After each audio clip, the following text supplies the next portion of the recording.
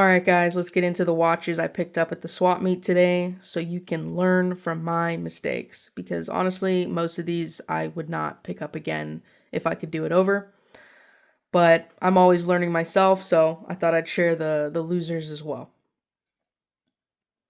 Let's start over here with this lady's watch. This is a Pierre Jacquard.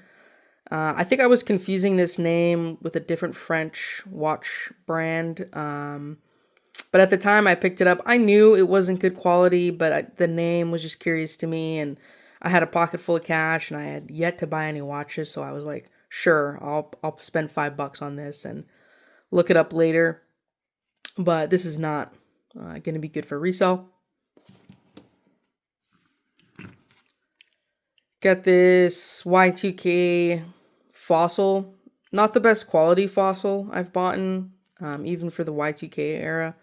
But I'll put a battery in it. Hopefully it works. And if so, I'll sell it at a market. Normally, I do pretty good selling vintage LCD electronic watches for parts. Because people who are rebuilding them, they need the pushers, they need a new screen, or maybe the movement inside as well. But this particular one, there's no model number on the back. There's no model number on the front, which should have been a giveaway to me that this is not a sought after model of this particular Timex quartz. So this is not going to be a candidate for resale either. It's just not worth my time, unfortunately.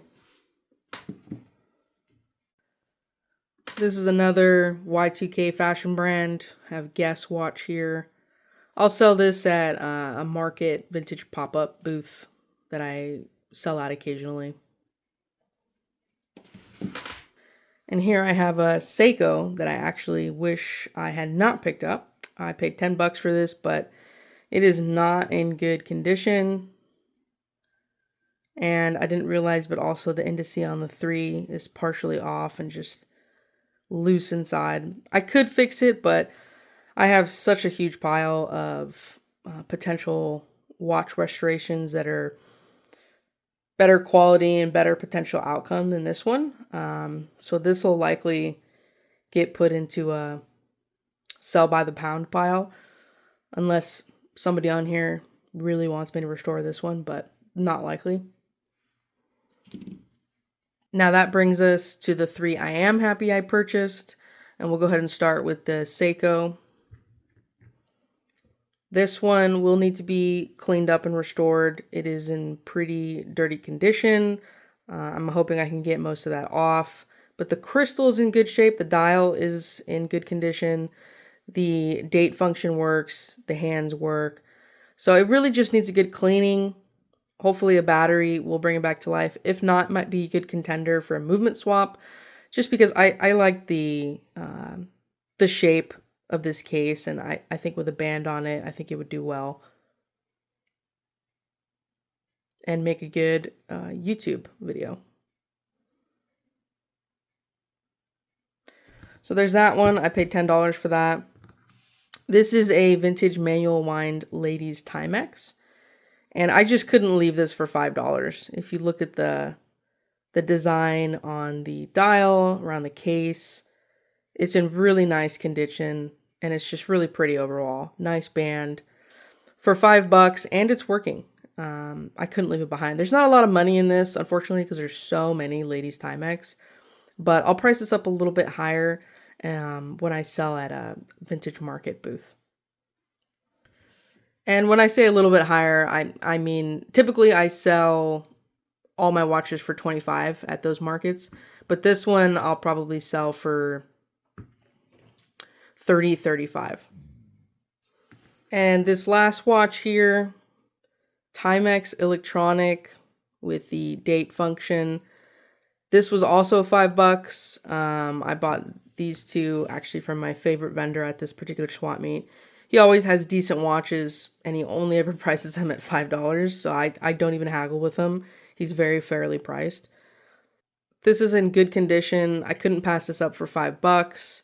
The band, I thought, oh, okay, I'll just put the pin on it and get the band back on. But of course, I bought in such a haste. There's no back on it. unfortunately, for the battery component, but I'll still sell it for parts. I couldn't leave it behind for $5 because it's just a really beautiful dial. Hopefully somebody somewhere will bring it back to life and enjoy it. Or use it for parts on a different watch. I actually did really well picking up other items for resale at the swap meet. So like this is like a vintage 70s blacklight poster. I bought it for $5 and it'll go for like $100 to $200 in that range. I've got about 15 of these 70s bands concert booklets. They're pretty massive. And I bought them for like maybe $1 each. And I'll sell them for around 20 to 30 each. And I've got about 15 of them.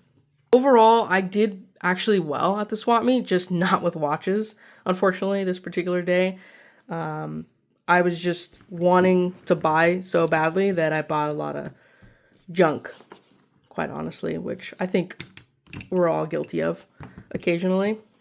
So hopefully you can learn from my losers.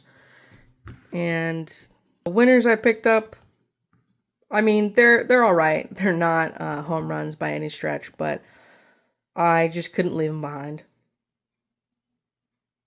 Let me know in the comments, do you guys like seeing the losers as well as the winners, or do you just want to see the home runs? Let me know in the comments. I appreciate you guys watching. Take care.